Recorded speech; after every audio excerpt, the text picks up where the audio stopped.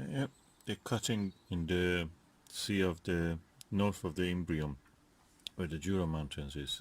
What is called actually a part near the Caucasian Mountains is Alpine Valley.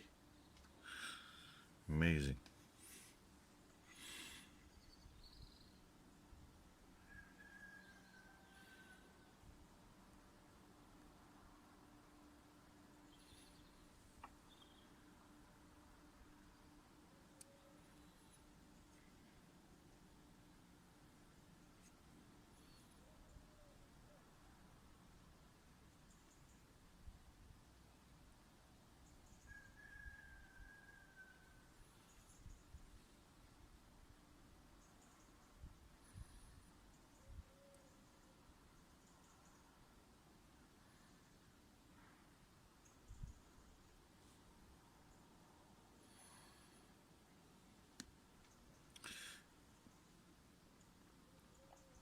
Yeah, this is lower part when you see the parallel dotted line as if parallel to that mountain, inward to the Sea of Rains, is where the Apollo 15 landed in the mountains.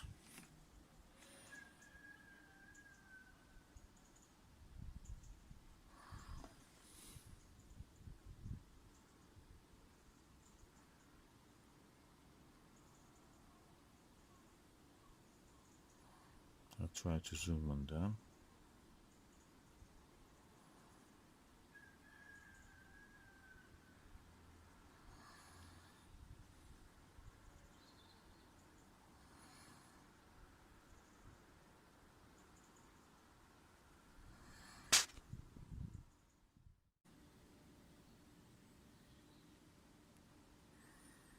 What you can see there in the center is the Copernicus crater. To the right of it is the Kepler crater. And the dot, tiny dot to the right of that Kepler, near the edge of the white area where the down to it a little bit lower is a black dot, that's Grimaldi. That tiny white dot is the magnetic anomaly called Rainer Gamma or Reiner Gamma. As you can see, the thin layer of cloud exists in the sky. Is moving. It's mist practically. And yeah, the Italy-shaped area to the top is the Jura Mountains, and you can see a tiny dot also in the Jura Mountains called Plato, actually, crater Plato, the philosopher.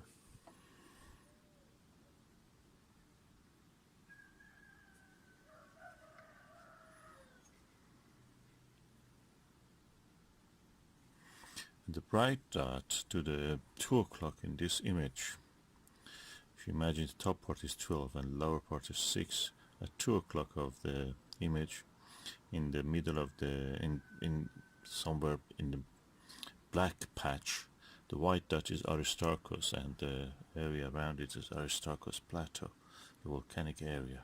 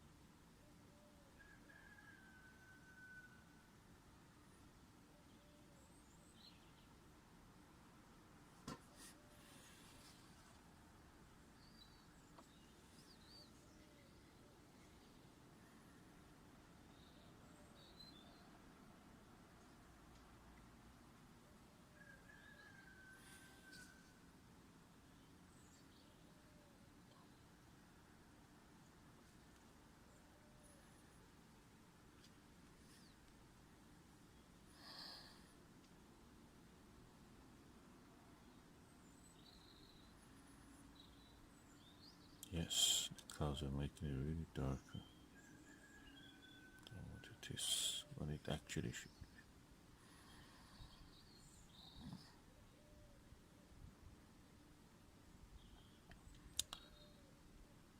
be. Yeah, and the circular feature, black circular feature on the top at 12 o'clock is the big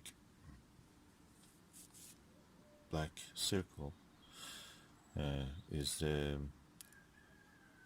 Mare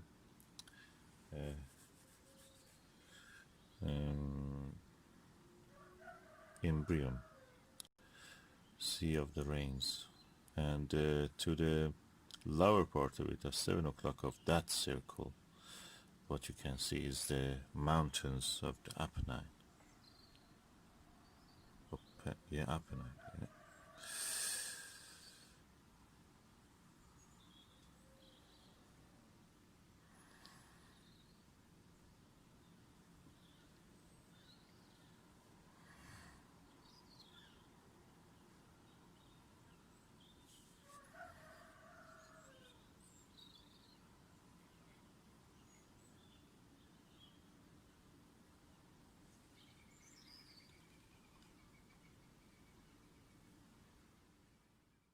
And the rugged area, which has something like a coffee bean shaped. There is no name, you will be surprised. But to the south of it, you see a tiny crater, and that is actually Huygens.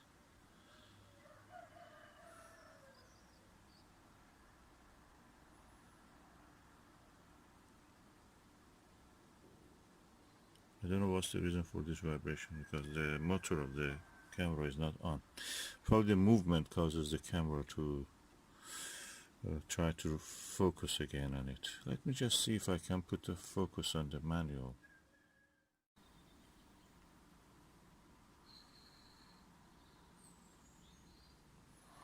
Okay, there is a crater here called Nasiruddin.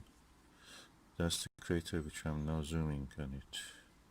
Tiny one at the end of the three craters which are joined together. It's called Nasiruddin after the Iranian astronomer.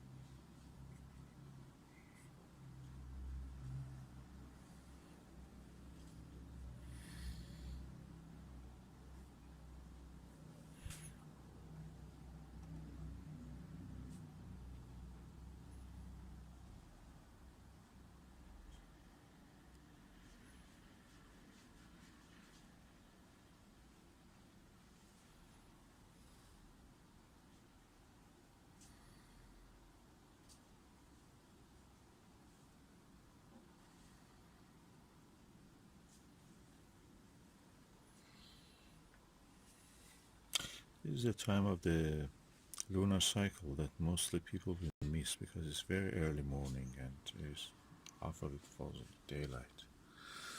And either people are sleeping yet or they are just going to work, so practically they will miss.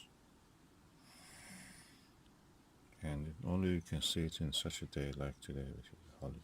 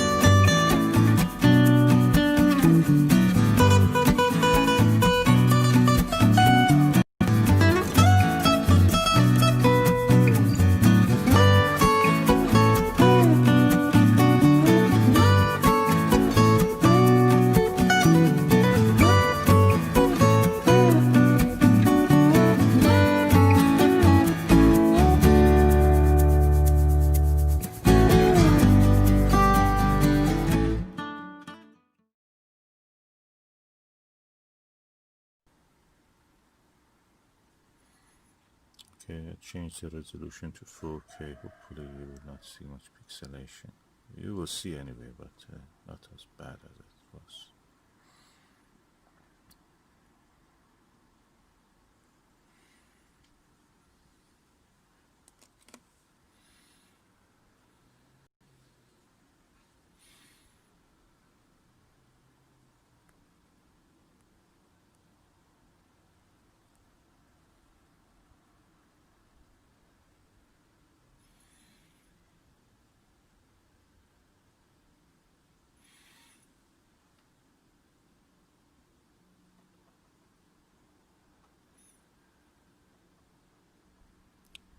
What you see is now passing the center of the picture, hopefully, is what is called as Aristarchus plateau.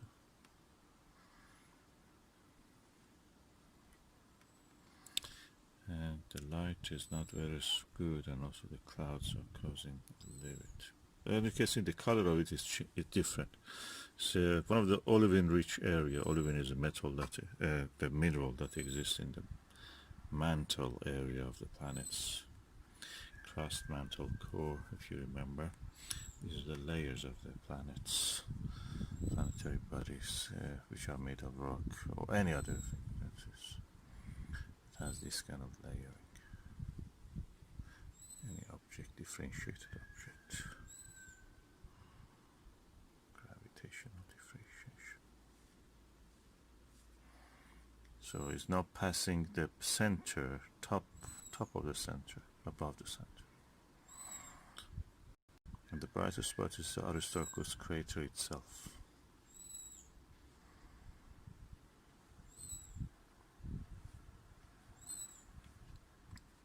And to the lower part of the image you can see the Reiner Gamma. Oh, suddenly it became so clear. Try to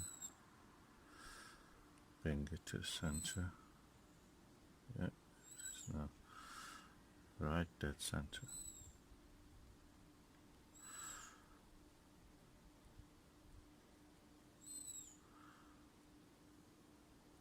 I'm doing all this with my mobile camera, but I use a bracket. It's one of these ones that I bought, Digicam attachment adapter. I bought it from China. Really, I'm happy with the result.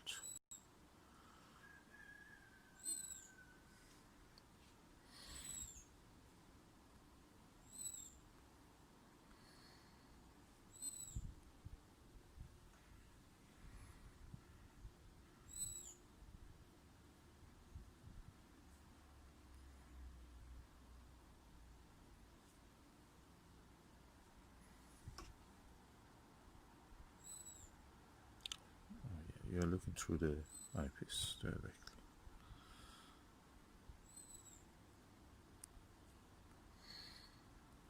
So just enjoy the view. And yeah, good as a map. All these lunar features are created by impact. Circular features are called crater. But the craters to me are superficial because what you see is the geological feature like mountains, faults, even faults. I've seen some faults, can you believe it, and some thrust faults and faults. You have to look for them. And as my skill in digiscoping increases, I will try to show you more of these features. Aristarchus again is at 2 o'clock, and at 3 o'clock or 3:30 you can see the tiny dot of the Rhino gamma, that magnetic anomaly.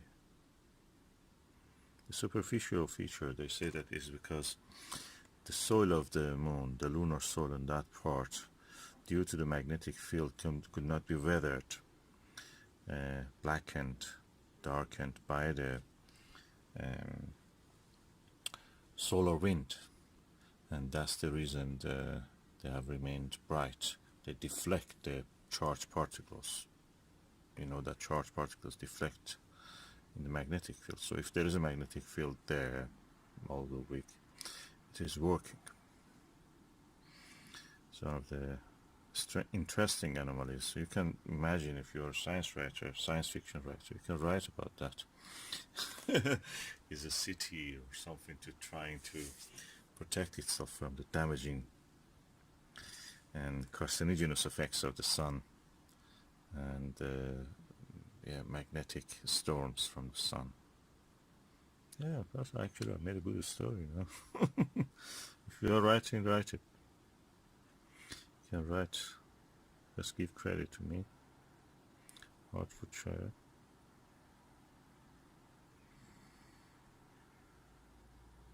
Beautiful, magnificent Caucasus Mountains.